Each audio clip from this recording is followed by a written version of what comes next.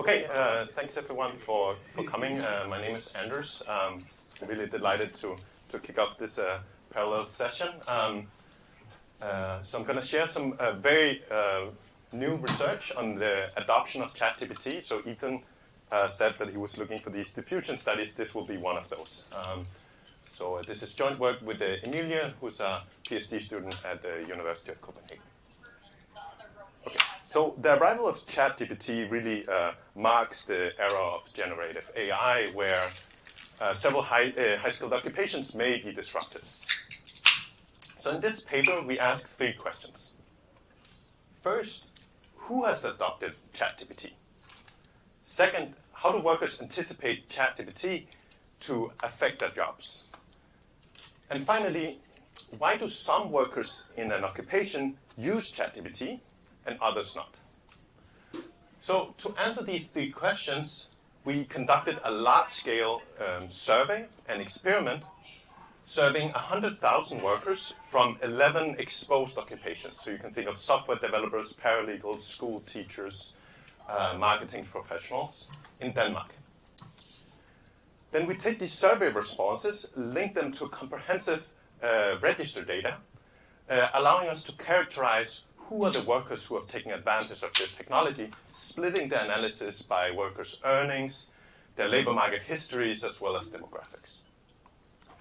And then to understand the causal roles of workers' beliefs in the adoption of ChatGPT, we embed an information experiment in this survey informing workers about expert assessments of the time savings from ChatGPT in their job tasks. And then we'll see whether when workers receive this information, do they update their beliefs? And if they update the beliefs, do they actually take advantage of these tools? Now they understand that they can save time using it. Okay, so just jumping right into it, it's going to be a short presentation, although I've heard that we have a little more time, so if you have questions along the way, feel free to raise your hand. Okay, so how did we collect this data? This data collection was in collaboration with Statistics Denmark, where we invited 100,000 workers from these 11 exposed occupations to participate in this survey. So why the Danish setting? The Danish setting offers 2 key advantages for us. First, Statistics Denmark records detailed occupational codes of all workers in the economy. So it really allows us to target all journalists, all software developers in the economy to really get a comprehensive view on the adoption of this really breakthrough technology. And then the second key advantage is that every Dane has a so-called digital mailbox that Statistics Denmark can send survey invitation to. So we can really reach the population of workers through this survey infrastructure.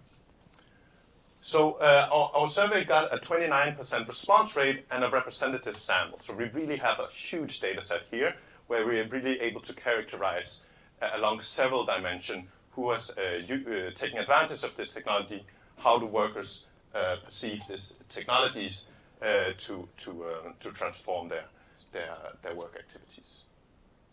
Okay, so let me just jump right into what key results emerges from this data. So the first fact that emerges is that ChatGPT is already pervasive in these exposed occupations. So here I show the 11 occupations that we survey, showing the share of workers who are aware of the technology, have used ChatGPT, and have used it at work. So across these 11 occupations, on average, half of workers have used ChatGPT at least once. So I think that's just like worthwhile, just like taking a step back and kind of realizing this is a year after the launch of this technology. Half of workers have adopted it. I don't think we've ever seen rates of adoption so far. So half of workers have used it with software developers kind of leading the pack. 80% of the software developers have used it. Around 35% of financial advisors have used it. And we're going to dig into why different occupations have different adoption rates. Of course, workers differ in their intensity with how much they use ChatGPT. On average, 35% are currently using the technology at the current moment, with around 6% having a plus subscription. So these are really like heavy users who are actually paying for it. Okay, so the next thing we do in this paper is that we go and look inside of each of these 11 occupations and then ask what characterizes workers who have adopted the technology versus workers who have not adopted it. So in this table, we show the correlation between different worker characteristics and the use of ChatGPT. So the first 5 columns just shows the univariate correlation between characteristics and use, and the last column is multivariate regression. So the first fact that emerges is that younger and less experienced workers are leading the curve here, have a substantially higher adoption rates. So this is consistent with our existing evidence that these generative AI tools are especially helpful for workers who have less prior expertise in these job tasks. So we see that clearly emerging also in the adoption pattern. Yeah, please. Anders, how are you defining experience? Is it experience? Yeah. Yeah, so this is experience in the relevant occupation. So for journalists, it would be the number of years you've worked as a journalist, for example. And we see that it's really the young journalists that are taking advantage of this tool, where the more tenured ones, the more experienced ones are holding back. Sorry, Yeah, how did you define use? Use. So right here, it's just have you ever used the technology? And these correlations are robust to either have you used it, are you currently using it, do you have a plus subscription? These patterns are pervasive across these different adoption measures. Now, the second key fact that emerges is that despite these ChatGPT users having lower tenure, they actually earned more already before the arrival of this technology. So there was an initial hope that this technology could kind of level the playing field and alleviate existing inequalities. We don't see that in the raw adoption patterns. So it seems that workers with less expertise or lower ability may need some extra help to really take advantage of these tools because they're not doing it by themselves. And then the final fact that emerges from this last row, which I think is the most striking finding that I had not anticipated, is there's a huge gender gap in the use of ChatGPT. So here we're comparing within occupations. So we're taking 2 journalists, 2 software developers. The female journalist is 20 percentage points less likely to have used ChatGPT. So this gender gap, it's pervasive across our 11 occupations.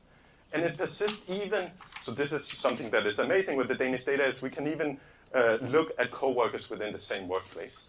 And so we can compare 2 paralegals who work for the same legal firm. They handle same types of legal cases.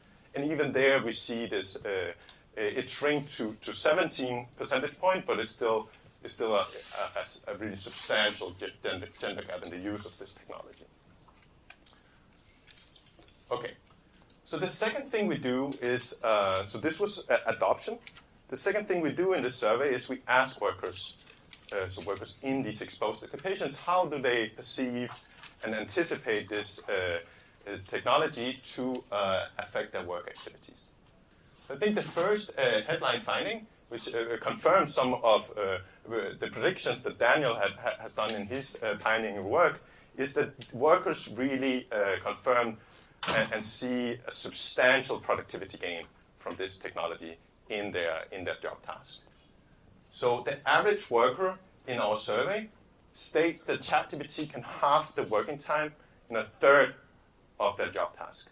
So this is really substantial. Of course, these are exposed occupations, so these are software developers, journalists, paralegals, but it's not just like some niche part of the economy. This is really widespread. This is an important part of the labor market.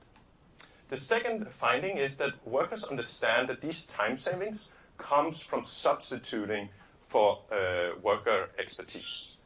So in particular, they understand that the greater task-specific expertise you have, the smaller the time savings are for you. So it's really confirming this picture that these tools are really helpful if you're not really great at the task. The third fact is that workers anticipate very little substitution across tasks in response to ChatGPT. In particular, we ask workers, if you can save time using this tool, do you anticipate doing more of it? And around 40% say no. Say they will keep their task output fixed, despite the fact that they can boost their productivity from using this tool. Of course, this is very short run. So this is given the type of jobs that we have right now and the way that firms have organized work. And I think this could change as firms start to adjust their work procedures. This kind of cross-task substitution could be boosted. Yeah. Do their employers know that they're not doing more of the task, or are they Yeah. doing that one? Yeah, that's a great question. I'd love to do a survey also from the manager's perspective. I think right now they're just pocketing that time savings and have more leisure time, to be honest.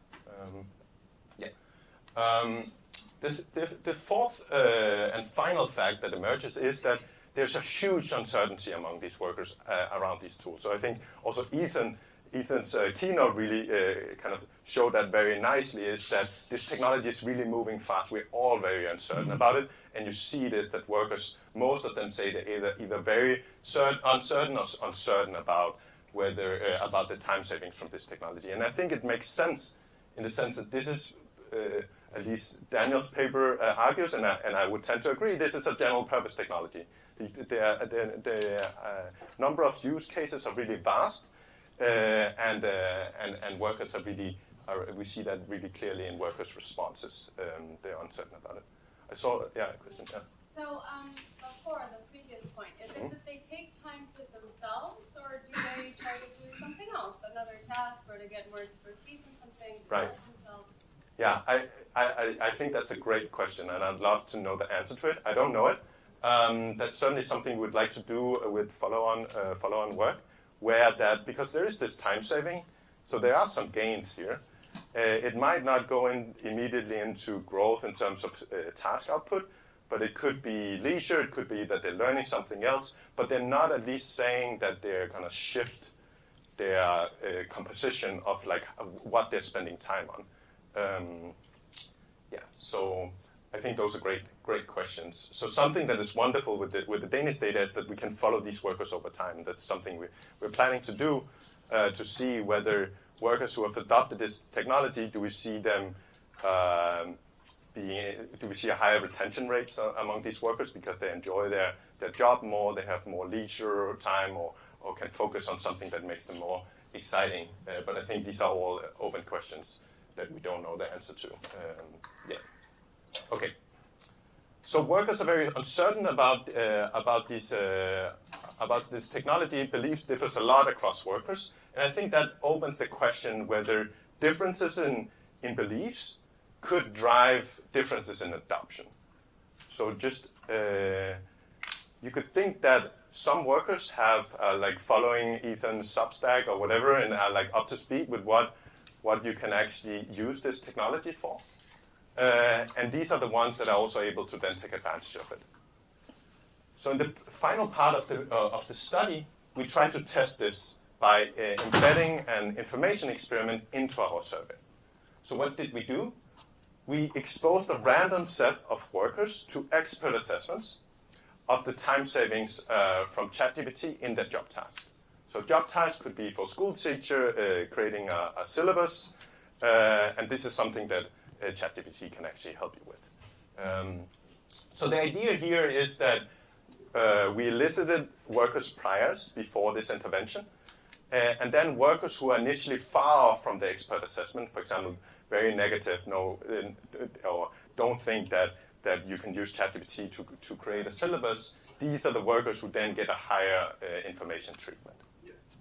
So this is a short talk. I'll not show you any regression tables. I'd be happy to click on this button if you really have appetite for it.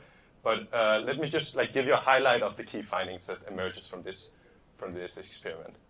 So the first finding is that we can actually shift workers' beliefs just by exposing them to expert predictions and expert assessments. So after receiving these expert assessments, workers understand that they can now save time using the tool, and these beliefs persist into a follow-up. So it's not just that they're want to be good survey respondents and follow the expert assessment. We actually follow up with these workers 2 weeks after, and they still understand they can use ChatGPT and save time in the exposed task. Now, despite these shifted beliefs, we find very little impacts on the actual adoption. So to state this differently, something must prevent these workers from using the tools, even now that they understand that they can save time using it. So the last thing, and this is the last thing I'll leave you with, is that we ask workers why. Why, when you know that you can save time using ChatGPT in a certain task, are you not intending to use it? So the first set of bars here shows, I think, just a striking fact, is that among workers who state that ChatGPT can halve their working times in a given task, between 50 and 60% do not intend to use it. So this adoption friction really shows that there's a huge untapped productivity potential in these tools. Workers really think they can save time, but they're not intending to use it. So what are holding back workers? It's really mainly about firm policies.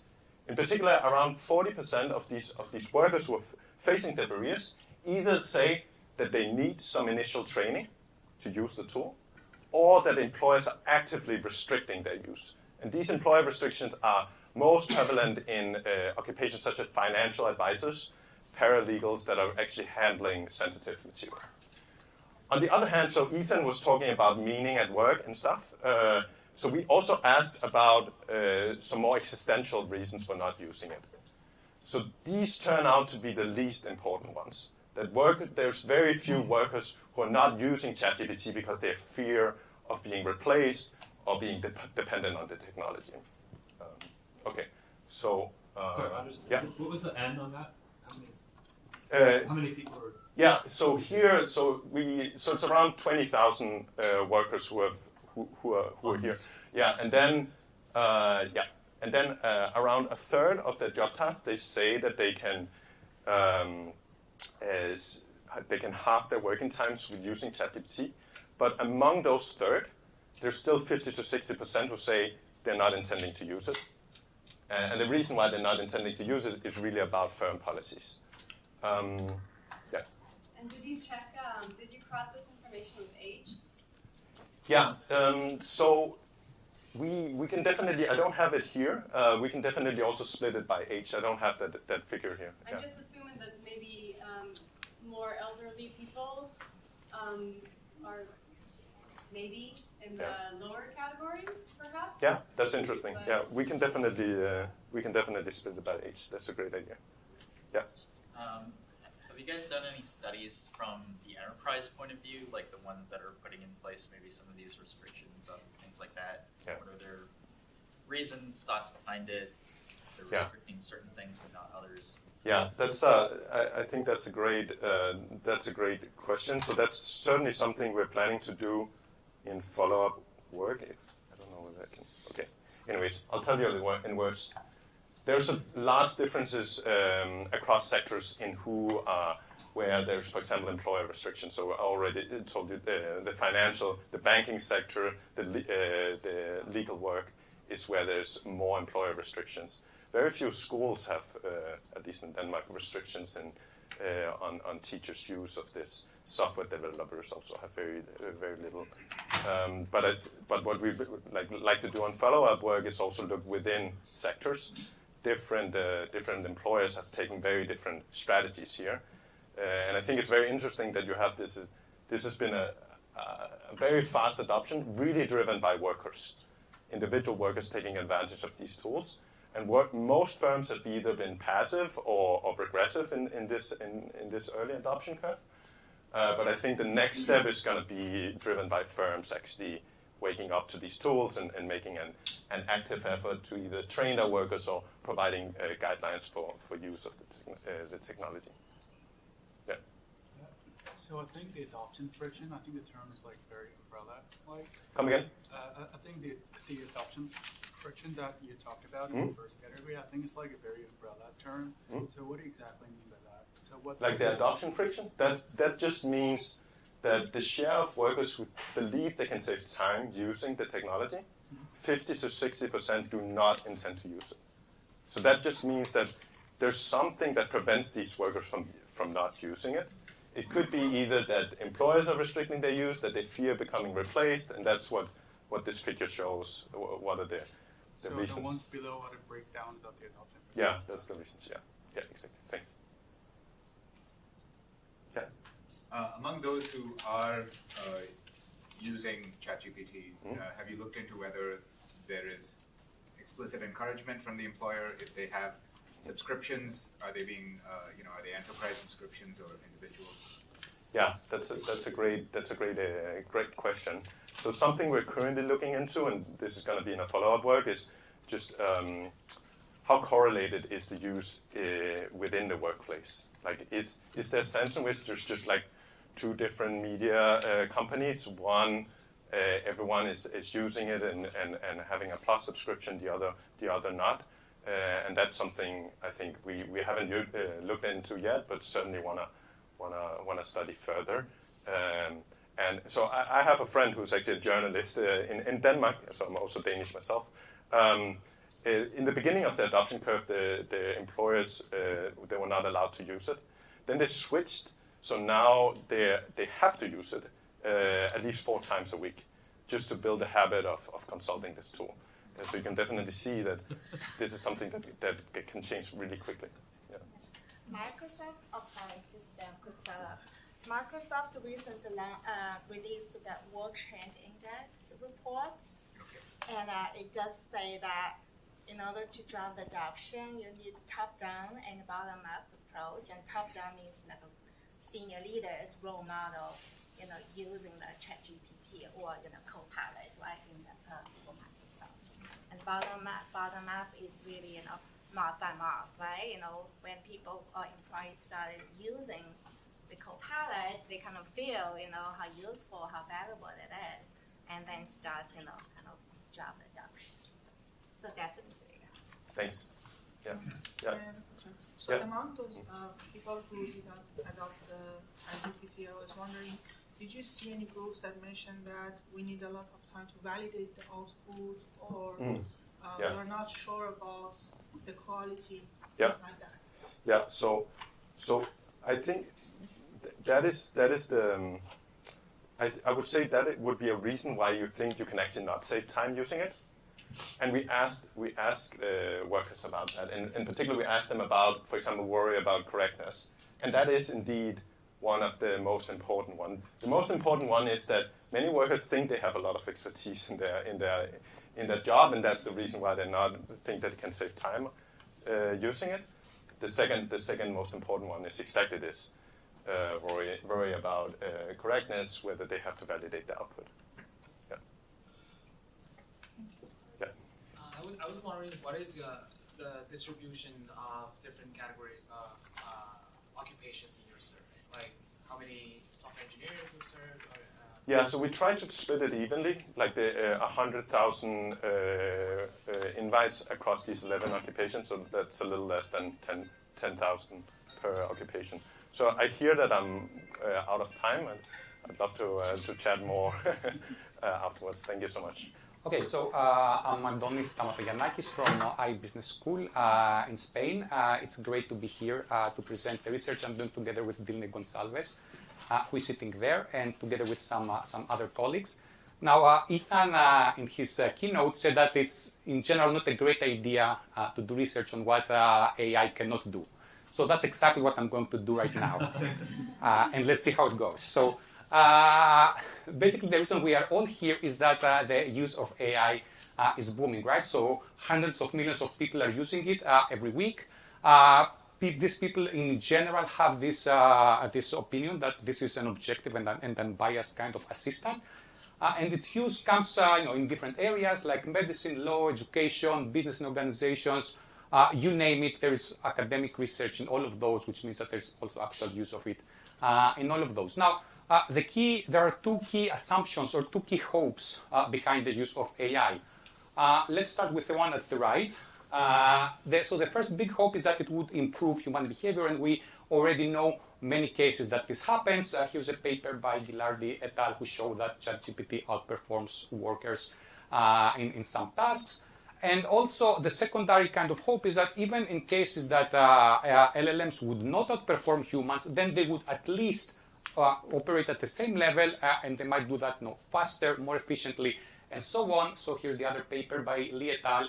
Who proposed that we could use LLMs as research participants, and that would be a lot cheaper and would probably produce the same results. Now, what we're trying to do is to see the extent to which these two assumptions are true. So, since AI tends to emulate or is built with an aim to emulating human cognition and to even improve it, we're going to try to see if it can do better or as well as humans in things that characterize human cognitions, like biases and heuristics. Now, there are two conflicting schools of thought here. The first one says that yes, probably that would be the case. Why? Because the reasons that people have biases and heuristics is that they have cognitive limitations. AI doesn't have those cognitive limitations, so probably it's going to do very well. The opposite view says that there are cases of algorithmic biases or algorithmic prejudice, which go a long way back and show that algorithms, even though they're just software machines doing some computation, sometimes their output ends up being biased. And this is also the case in modern LLM models, where research shows that even simple persuasion techniques prompt them to provide harmful and potentially dangerous behaviors. So the answer doesn't seem to be clear-cut, and that's why we also kind of resort to the use of moderators. So we're going to use LLM model as a moderator, as kind of a chronic moderator, so the type of model that performs the behavior. And also we're going to try to use some situational moderators, meaning that we're going to try to prompt the LLM to be unbiased and objective and see if that changes its answer. We're going to examine this in 6 well-known biases and heuristics. So anchoring and adjustment, representativeness, availability, framing, the endowment effect, and transaction utility. And the general methodology we're using is the following. We're taking the original experiments in which the effects I just mentioned were shown. And on top of those experiments, we put a 2x2. One factor of this 2x2 is the AI model, so GPT 3.5 or GPT-4.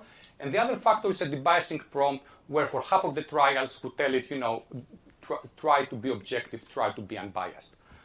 For each experimental cell, we collect 1,000 responses from the LLM model using our custom-made application. And the temperature is set to 1. So temperature is a parameter in LLMs which balances between creativity and determinism. In simple words, it basically determines the variance of responses that you're going to get. 1 is kind of the default. It's kind of the average. Okay? Now, here's an example of how our application looked.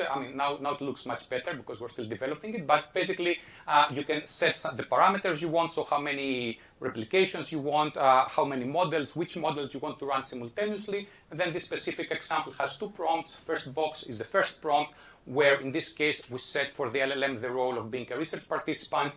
In the second prompt, we ask it the question we're interested in. And if we also want to ask it to be debiased, we also do that in the second prompt. Okay, so we basically repeat that 40,000 times.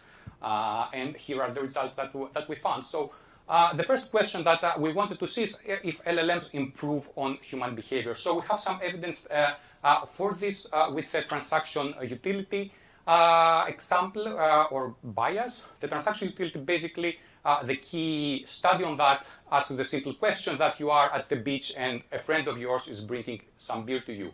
How much would you be willing to pay for that beer? And the transaction utility basically says that people are willing to pay more when the beer comes from an expensive place than when it comes from a cheap place, although where the beer comes from doesn't influence their subjective utility from consuming it.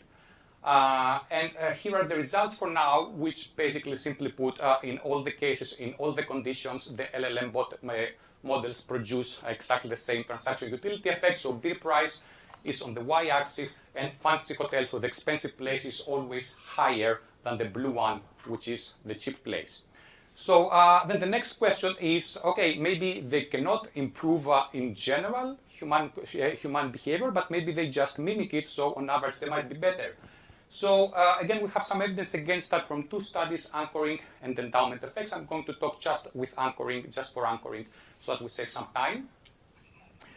So in the anchoring study, what we did is that we went to the LLM and we said, okay, please predict whether the Dow Jones index will go up or down tomorrow. And we did that after providing an arbitrarily high or an arbitrarily low numerical anchor.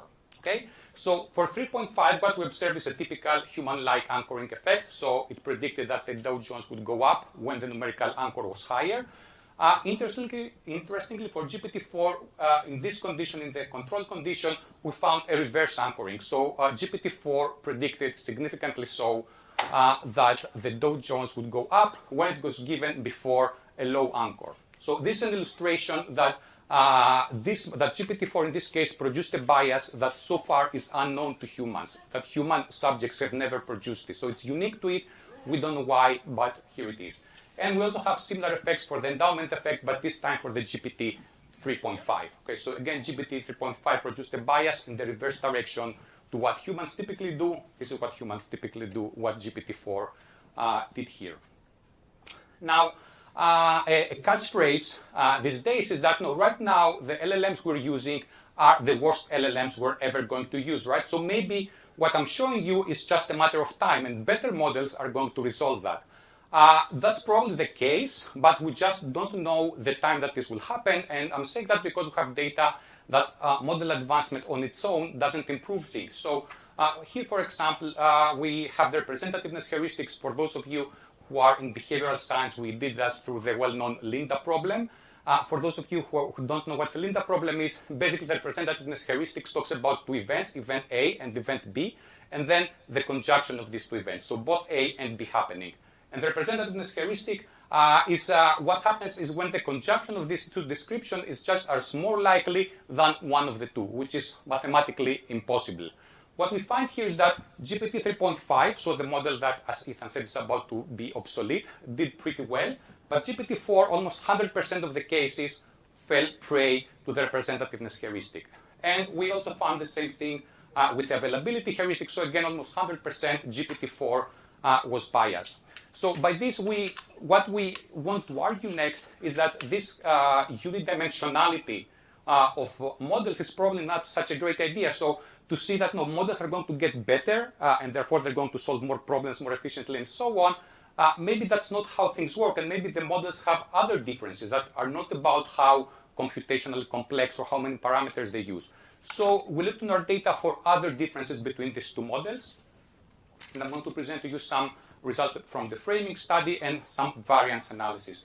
So the framing study, for those of you in behavioral science, this is the exotic disease problem. For those of you not in behavioral science, this basically asks people a very simple question. There's a problem to be solved, and do you prefer a certainty or do you prefer a risky choice which might end up better or might end up worse for you?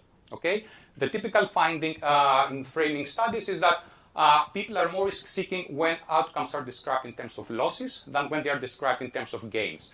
And both models here show that. So the blue bars are higher than the green bars always. On top of that, and what is more interesting for us here is that the GPT 3.5 is extremely risk-seeking. So it chooses on average 85% or 83%.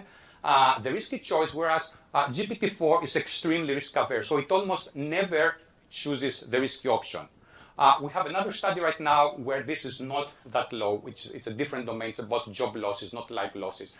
But again, it's pretty much the same idea. So this finding here shows that there seems to be an innate difference between the two models, which is extremely strong in this case, that they handle risky decisions differently. And that's something that cannot be accounted very easily by which model is smarter and which model is not so smart. And along the same lines, we also did a variance test for all the studies. And what we found is that GPT-4 tended to be much more consistent in its answers than GPT 3.5. So the more advanced model tended to have much less varied responses. Now, in general, reduction of variance is good, but in this particular case, it might not be so great because GPT-4, in all 6 studies, there was at least one condition in which it showed some type of bias. So basically what it says is that its answers seem to converge around the wrong, not the optimal point, let's say, okay? This is a summary of our results. When you see green color, it means that the LLM resolved the bias that humans produce. When you see orange or yellowish oranges, this is a replication of the human bias. And when you see a red color, this is a case where the LLM produced a reverse bias to what humans produce. Okay, so it is biased, but not the way that we knew or that we predicted it would be. So, in summary, advanced LLMs seem to partially mimic how humans think and how humans make decisions. They seem to improve this in some cases, but also at times they seem to produce their own unique AI biases. So things that we didn't know that they would do based on how humans make decisions, but they do them. We also have evidence that model advancement alone might not be enough to resolve this problem. So we might need to think this a little bit more thoroughly to see, okay, how can we build models that are not just faster and more complex, but also better able to handle decisions. And finally, models seem to differ in dimensions other than intelligence. So, and these are differences in risk preferences, variance, and also we have 5 out of 6 significant interactions in how they handle the risky, the be objective prompt, which is basically just 2 lines of instructions. Now, in terms of theory, we believe that we have evidence that not all human-centric theories could be applied to LLM models, and reversely speaking, not all LLM theories should be based on human thinking theories. So there seem to be unique things about LLM that we don't understand right now. They're kind of a black box, and we might never be able to understand, as I will say later. So we just have to think those a little bit differently. So when does AI behavior converge or diverge from humans? That's something we don't know yet. For practice and for regulation, we call for transparency. Transparency means that each LLM model perhaps would be a set of guidelines saying, okay, this model has this disposition to behave in this way. So we might not know why. So in terms of explainability, we might not know why one model is very risk-seeking and the other is very risk-averse, but we know that it is. So the users or the workers who are using it perhaps know it would be good for them to know that we have this pattern of responses. So we basically call it for AI disclosure instead of AI explainability. And finally, limitations about future research. The big limitation about what I just presented is that we have no idea about the why of these effects. We have some speculations, but they're just speculations. As I said, this is a black box, so there is more research needed to understand why we have some of these effects, like the reverse biases, for instance. And also, we need to understand how can we predict domains in which advancing a model could result to biases that didn't exist in previous versions. That's something right now we don't know. And also to see some kind of prompt engineering kind of tweaks, like whether different roles, assigning different roles, or assigning no role at all, how does that influence the results? So that's all I had to share with you. Thanks a lot for your attention, and if you have any questions, I'll be happy to.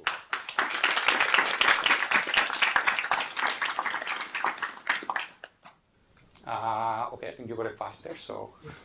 So on the slide where you compare the GPT 3.5 bias, the GPT-4's bias, to predicting the Dow Jones, whether it's going to go up or go down.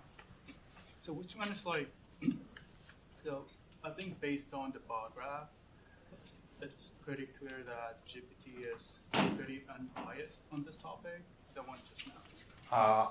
So why? Yeah, this one. This one, okay. Yeah, so are you trying to claim that the GPT-4 scenario is a more ideal kind of response? No, in this case, so this is not biased. So when we ask it to be not biased, it's not biased. But in this case, in the no debiasing condition, they produce a reverse bias. This might look very small, but it's significant at the 0.001 level. Okay, because you see that the error bars, remember what I said before, that it produces very consistent results. It basically produces the same result again and again and again and again, and that makes small differences very, very reliable. Okay? But both of those numbers are like way more than that. Sorry? 60% there versus 18% there. Yeah. It's a huge difference. Yeah. Right? Yeah, it's a huge difference. Thank you. This is really interesting. I'm curious about how you came up with the prompt for GPT for debiasing condition. So that's a great idea. So that's a great question, because we were having this, for us, before designing the studies. So basically, the prompt, I have it right here. So those small letters over there. So we wanted a debiasing prompt that we could use and generalize across all the 6 studies, because all of those were run at the same time, basically. So we had 2 options to try to build a really good prompt that would be very specific, but that would differ between studies, or to try to use a general prompt across all. So that's what we did, and basically this says, be careful, you might be biased, so try to unbias yourself. We think that this is also a good direction for research, so there could be different levels of debiasing. So this is kind of a be careful debiasing. We can use an awareness debiasing that, this is the framing, be careful of framing. We can also use a more explicit, debias yourself from framing. And, so we can have different levels of debiasing and see if, they work better. Yeah. So I'm glad we're back here. I mean, going back to something Ethan said, right? He imagines there's a prompt that can get you the right place you want. Was there any variation in the seed prompt and the subsequent prompts, or it was the exact same for all 1,000 runs? No. So in each experimental condition, there were 1,000 exact replications, 1,000 exact questions, and then there were some variations. So there were another 1,000 which had this debiasing prompt.